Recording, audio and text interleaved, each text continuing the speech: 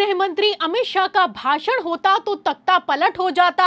सूत्रों की माने तो चंद्रबाबू नायडू ने भारतीय जनता पार्टी को ऐसी धमकी दी है कि रातों रात पूरा खेल पलट गया है। एक तरफ नायडू ने शर्त रखी है तो वहीं दूसरी तरफ प्रधानमंत्री नरेंद्र मोदी के सरेंडर होते ही कैसे अमित शाह की कुर्सी फंस गई है आपको बताएंगे, लेकिन पहले बिग ब्रेकिंग देखिए। तो चंद्रबाबू नायडू का बयान निकलकर सामने आया है।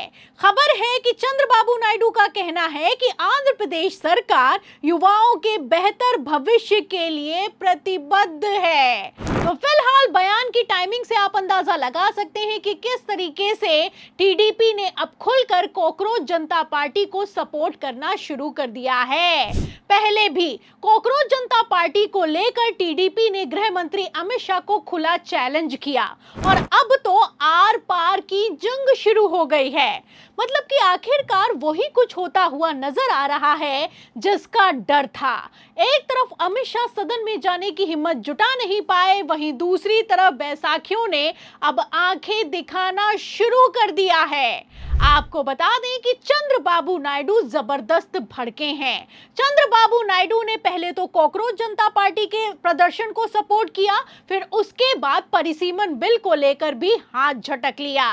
फिलहाल इसीलिए प्रधानमंत्री नरेंद्र मोदी मानसून सत्र के बीचों बीच भागे भागे आंध्र प्रदेश पहुंचे और नायडू को लाखों करोड़ों का पैकेज ऑफर किया है। इतना ही नहीं, स्थिति को संभालने के लिए पहली बार ऐसा हो रहा है कि गृह मंत्री अमित शाह ने नहीं बल्कि प्रधानमंत्री नरेंद्र मोदी ने बागी सांसदों के साथ मीटिंग की है। ये मीटिंग सदन में हुई है और मीटिंग की तस्वीरों में आप देख सकते हैं कि चंद्रबाबू नायडू की जगह काकोली घोष को खड़ा कर दिया गया है। टीएमसी के 20 सांसद हैं, चंद्रबाबू नायडू के पास 16 सांसद हैं। ऐसे में आप समझ सकते हैं कि 2/3 बहुमत तो छोड़िए, मौजूदा बहुमत को बचाने के लिए मोदी शाह ने पूरी ताकत लगा रखी है। फिलहाल जाहिर सी बात है कि चंद्रबाबू नायडू प्रधानमंत्री नरेंद्र मोदी की सबसे इंपॉर्टेंट बैसाखी हैं। तो क्या इसीलिए अचानक से गृह मंत्री अमित शाह का भाषण कैंसिल कर दिया गया? मतलब कि ये अपने आप में कोई छोटी बात नहीं है कि गृह मंत्री अमित शाह खुद मीडिया के सामने आते हैं और कहते हैं कि मैं सदन में विपक्ष के सवालों के जवाब दूंगा, लेकिन इन सब के बावजूद उनका कोई भाषण नहीं होता। आपको बता दें कि अमित शाह ने एक कदम आगे बढ़ के स्पीकर ओम बिरला को डायरेक्ट पत्र लिख के चर्चा की मांग की थी, लेकिन फिर भी ये चर्चा नहीं हो पाई। और क्यों नहीं हो पाई, इसको लेकर वरिष्ठ पत्रकारों ने दावा किया है कि एनडीए की बैसाखियां डगमगाती हुई दिखाई दे रही हैं।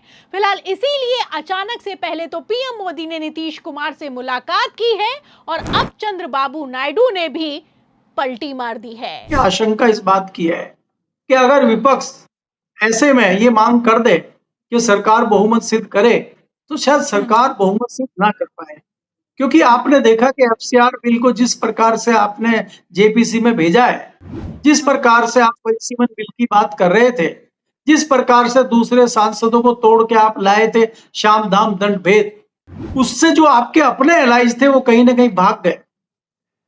आप बताइए चंद्रबाबू नायडू परिसीमन के मामले में क्या जवाब देंगे अपने लोगों को?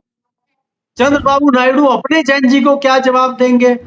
उनको भी तो राजनीति करनी है ना आंध्र प्रदेश में। तो दैनिक भास्कर के वरिष्ठ पत्रकार पॉलिटिकल एडिटर केपी मलिक ने हमारे चैनल से बातचीत के दौरान बड़ा खुलासा किया है। केपी मलिक का कहना है कि भारतीय जनता पार्टी के पास बहुमत मौजूद नहीं है, इसीलिए इस बार प्रधानमंत्री नरेंद्र मोदी से लेकर गृह मंत्री अमित शाह तक बैकफुट पर आ गए हैं। मतलब कि अपने आप में कोई छोटी बात नहीं है कि पूरे के पूरे मानसून सत्र में मोदी शाह सदन से गायब हो गए। एक तरफ विपक्ष ने भारतीय जनता पार्टी की धज्जियां उड़ाकर रख दी, वहीं दूसरी तरफ बीजेपी के नेता सदन में आकर कार्रवाई में शामिल होने की हिम्मत नहीं जुटा पाए हैं। फिलहाल इसी को लेकर वरिष्ठ पत्रकार केपी मलिक का दावा है कि अगर विपक्ष कहीं डिमांड कर देता कि फ्लोर टेस्ट हो जाए तो भारतीय जनता पार्टी का मौजूदा बहुमत भी उसके पास मौजूद नहीं था, क्योंकि चंद्रबाबू नायडू के लिए भी इस बार आर या पार बार की स्थिति फंस गई है। जाहिर सी बात है कि चंद्रबाबू नायडू के लिए आंध्र प्रदेश की पब्लिक का वोट बैंक बेहद जरूरी है। इसीलिए चाहकर भी चंद्रबाबू नायडू परिसीमन बिल को सपोर्ट नहीं कर सकते हैं। परिसीमन बिल साउथ के राज्यों के लिए बहुत खतरनाक बिल है। इस बिल में मैं आपको बता दूं कि हिंदी पट्टी के जितने भी राज्य हैं वहां की तो सीटें बढ़ जाएंगी 2 गुनी, लेकिन साउथ के राज्यों की बार्गेनिंग पावर खत्म होने वाली है। इसीलिए तमिलनाडु में तो विधानसभा में बाकायदा परिसीमन बिल के खिलाफ प्रावधान और प्रस्ताव को पारित कर दिया गया है। आलम तो यह हो चुका है कि विपक्ष ने भी वहां पर विजय थलापति को सपोर्ट किया है और डीएमके के 22 सांसद भी अब एनडीए से छिटकते हुए नजर आ रहे हैं। तो फिलहाल ऐसे हालातों में आप समझ सकते हैं कि किस तरीके से गुजरात लॉबी अपने ही बनाए जाल में फंस गई है। प्लान तो था कि इस बार परिसीमन बिल को सत्र से पारित करवा लेंगे तो 2027 के यूपी विधानसभा चुनाव और 2029 के लोकसभा चुनावों में प्रधानमंत्री नरेंद्र मोदी को मात देना विपक्ष के बस के बाहर हो जाएगा। लेकिन ऐसा कुछ नहीं हुआ। उल्टा धर्मेंद्र प्रधान के इस्तीफे के बाद मोदी सरकार की डबल वजियत हुई है। इसी को लेकर अब दावा यह किया जा रहा है, खुलासा यह किया जा रहा है कि अमित शाह का भाषण कैंसिल इसीलिए किया गया कि मोदी सरकार अपनी कुर्सी और अपनी साख को बचा पाए।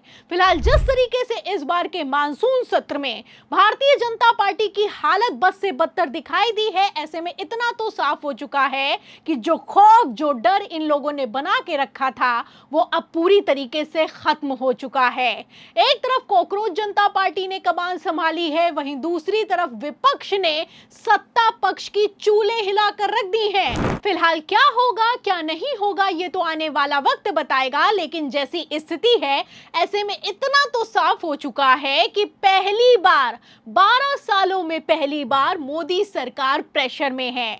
और क्या इस प्रेशर के चलते अब गुजरात लॉबी की उल्टी गिनती शुरू हो गई है? इन सभी सवालों के जवाब में पूरी रिपोर्ट पर आपको क्या लगता है?